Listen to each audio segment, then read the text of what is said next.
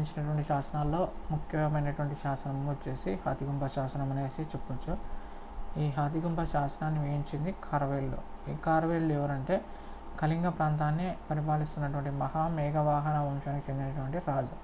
ఈ కారవేలునికి సమకాలీన శాతవాహన రాజు ఆ టైంలో మొదటి శాతకర్ణి.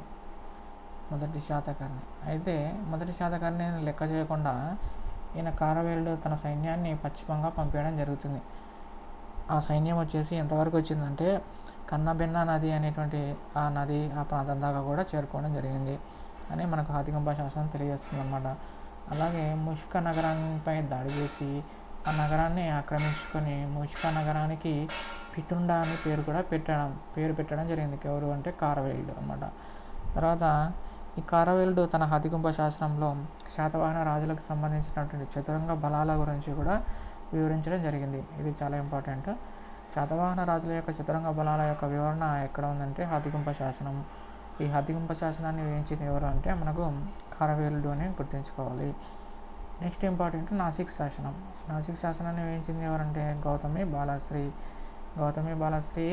ఎవరి గురించి నాసిక్ శాసనం వేయించింది అంటే తన కొడుకు అయినటువంటి 23వ రాజు గౌతమిపుత్ర శాతకర్ణి గురించి గౌతమి బాలశ్రీ వేయించింది. మరి గౌతమి బాలశ్రీ ఎప్పుడు వేయించింది అంటే గౌతమిపుత్ర శాతకర్ణి ఉన్నప్పుడు కాదు వేయించినది.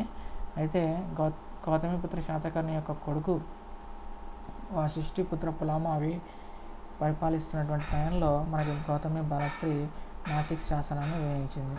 సిక్కు శ్రీ బాలశ్రీ ఈ విధంగా గుర్తుంచుకోవచ్చు మనం.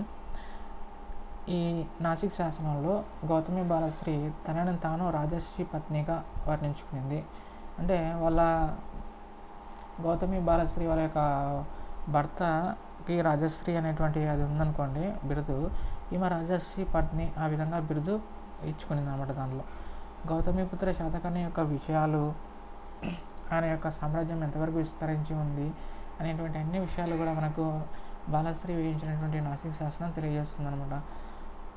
ఓకేనా. దానికి అంటే శాతవాహన రాజుల యొక్క సామ్రాజ్యం యొక్క విస్తరణ ఎంతవరకు ఉంది, సరిహద్దులు ఏంటి అనేటువంటి అన్ని విషయాలు కూడా మనకు నాసిక్ శాసనంలో దొరుకుతాయి. అలాగే ఈ నాసిక్ శాసనం ఏం తెలియజేస్తుందంటే గౌతమిపుత్ర శాతకర్ణి ఏం చేశారంటే లునర్హ కొండపైన బౌద్ధ భిక్షులు ఉంటే వాళ్ళకి ఆమె ఈ గౌతమి బాలశ్రీతో కలిసి దాన ధర్మాలు వాళ్ళకి చేసినట్టుగా మనకు నాసిక్ శాసనం అనేది తెలియజేస్తుంది. ఈ మోస్ట్ ఇంపార్టెంట్లీ నాసిక్ శాసనం వేయించింది ఎవరంటే గౌతమి బాలశ్రీ.